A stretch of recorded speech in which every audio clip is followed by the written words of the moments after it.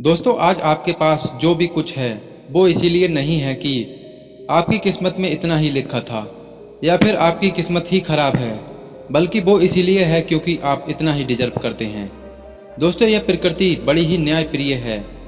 यह उसे उतना ही देती है जितने का वह हकदार होता है, चाहो वो ज्ञान हो या धन हो।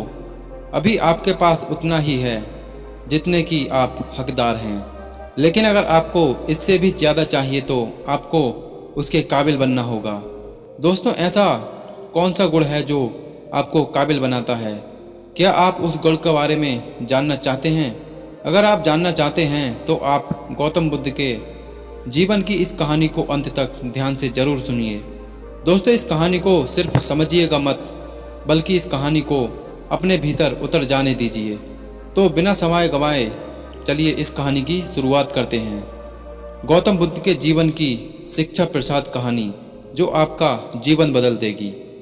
दोस्तों, एक बार गौतम बुद्ध को एक सभा में भाषण करना था और जब सभा का समय हुआ तब बुद्ध वहां आए और बिना कुछ बोले ही वहां से चले गए।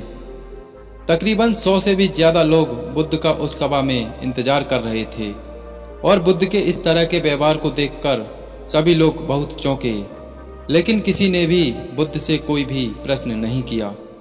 दोस्तों, अगले दिन फिर से सभा का आयोजन हुआ और दूसरे दिन सभा में लोगों की संख्या तकरीबन घट गई। इस बार तकरीबन 80 लोग सभा में बैठे हुए थे। बुद्ध सभा में आए, लेकिन इस बार भी बुद्ध ने वही किया, यानी बुद्ध इस बार भी आए और बिना कुछ बोले ही वहां से चले गए। लोग दोबारा से चौंके, लेकिन किसी ने भी बुद्ध से कोई प्रश्न नहीं किया। अगले दिन सभा का आयोजन फिर से किया, लेकिन इस बार सभा में लोगों की संख्या और घट गई। इस बार सभा में केवल 50 लोग ही आए हुए थे।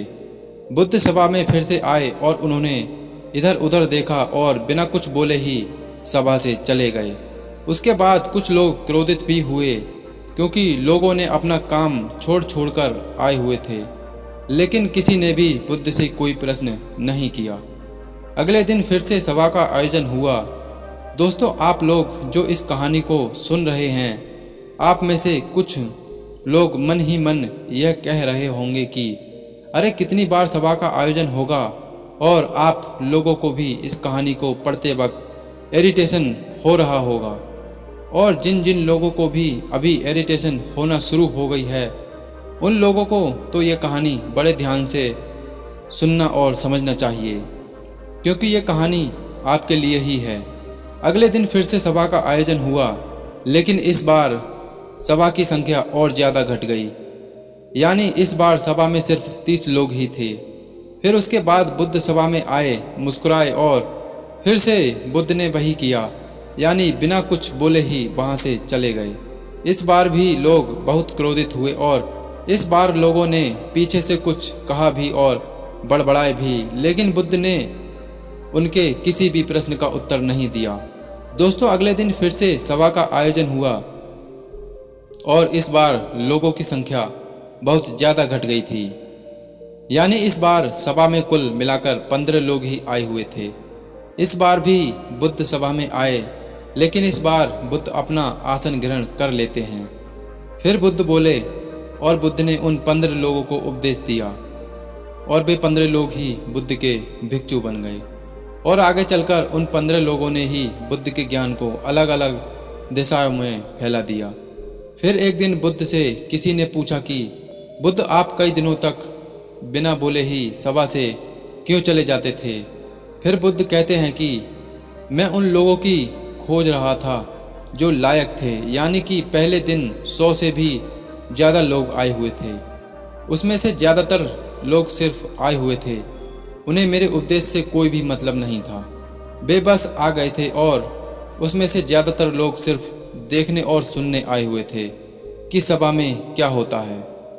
वे मेरे काम के लोग नहीं थे, क्योंकि वे लोग मेरे ज्ञान को औरों तक नहीं पहुंचा सकते थे। मुझे तो उन लोगों की खोज थी जो मेरे ज्ञान को जन जन तक पहुंचा सकें।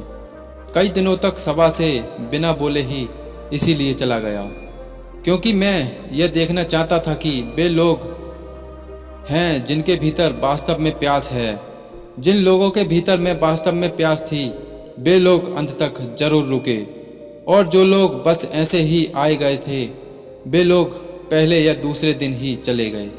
जिनके भीतर धैर्य था उन्हें मुक्ति या मार्ग भी मिला, और जो लोग जल्दबाजी में थे वे लोग अब घर में बैठे हुए हैं। सवाल यह नहीं है कि मैं तुम्हें क्या दे सकता हूँ, बल्कि सवाल यह है कि तुम क्या ले सकते हो। तुम्हारा पात्र कितना बड़ा है और कितने के तुम हकदार हो। जितने के तुम हकदार हो उससे ज़्यादा तुम्हें नहीं मिलेगा। फिर वह व्यक्ति बुद्ध से पूछता है कि बुद्ध लायक कैसे बने। फिर बुद्ध कहते हैं कि धैर्य के द्वारा। जिस व्यक्ति के अंदर धैर्य है वह अपने जीवन में कुछ भी पा सकता है। सभा में जितने भी लोग आए हुए थे और उसमें से अंत तक वही रुके जिनके अंदर धैर्य था। चाहे तुम्हारे जीवन में तुम्हारा लक्ष्य जो भी कुछ हो, लेकिन तुम बिना धैर्य के सफलता की चरम तक नहीं पहुंच सकते। फिर वह व्यक्ति बुद्ध से पूछता है कि कोई व्यक्ति अपने भीतर के धैर्य को कैसे बढ़ाए। बुद्ध कहते हैं कि निरंतर अभ्यास के द्वारा हम अपने भीतर के धैर्य को बढ़ा सकते हैं। जैसे कोई व्यक्ति जब ध्यान करना शुरू करता है तो उसका मन उसके सामने कई सारे अड़चने लाता है, लेकिन उसका धैर्य उसे एक दिन उसके लक्ष्य तक जरूर पहुंचा देता है। फिर वह व्यक्ति बुद्ध से कहता है कि मैं समझ गया बुद्ध, मैं समझ गया, यानी मुझे धैर्य के साथ निरंतर अभ्यास करने की आवश्यकता है। दोस्तों, अब आपको समझ आ गया है कि आपके पास वो क्यों नहीं है जो आप पाना चाहते हैं, क्योंकि आप उसके लायक नहीं हैं। आप लायक तभी बनेंगे जब आप अपने भीतर धैर्य को बढ़ाएंगे। और धैर्य कैसे बढ़ेगा?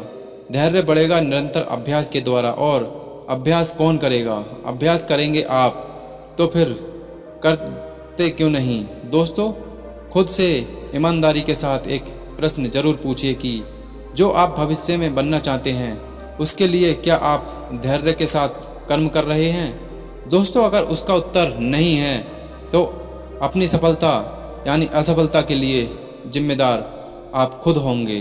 दोस्तों, आज की यह गौतम बुद्ध की शिक्षा प्रसाद कहानी आपको पसंद आई होगी तो नीचे कमेंट बॉक्स के माध्यम से हमें ज़रूर बताएं। और दोस्तों, अपने दोस्तों में इस कहानी को शेयर ज़रूर करें। तो नमस्कार दोस्तों, मिलते हैं अगली कहानी में।